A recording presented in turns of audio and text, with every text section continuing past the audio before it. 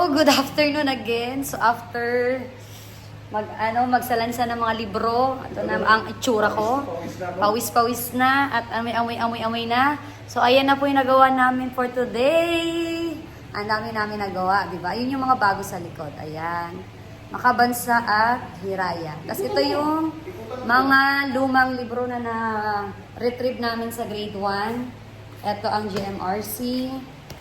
Ay, mother tongue pala, tapos araling panlipunan. Ayun guys. O, di ba napaka pulido sa lansa namin. Ito ang math. Ito ang bumasa at sumulat. And then yung education sa pagpapakatao, GMRC. Di ba guys? Oh, dami niyan guys. So, ang taas nito. Ito ang Hiraya. Ayan. At ito naman ang kanina namin ginawa makabansa. Okay. Ang dami namin nagawa for today's video. Ito naman ang aming for condemn. Tcharan! Taas na mula. Mapapunta na sa taas yan. Okay. Bukas naman ay grade 3, grade 5, and grade 6. Ang grade 4 din bukas ayusin namin sa kabilang kwarto. Ay, Sir Abdul, ang aming dating custodian na ako na ang papalit. Good luck sa akin.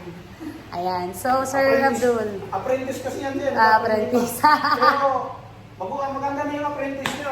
Successful na yung apprentice. Yes. Oh, di ba? Ang ganda na namin, gawa namin for today's video. Ayan. Ang ganda na ang video. Files niya nga yan. Nakapal. Oh, di ba? Na-file na namin ng maayos. Di ba? So, bukas ulit, guys. Bye-bye. Napagod na ako eh. Pagod na ba kami? Pagod na. Bukas naman ulit. Sa pag-akot ka. Oh, isa pang ha. Oh. Sakit sa balakang, saka sa likod, guys. Oh, di ba? Bye! Yan ang trabaho ng AO, Property Custodian. So, bye-bye na talaga. Bye-bye!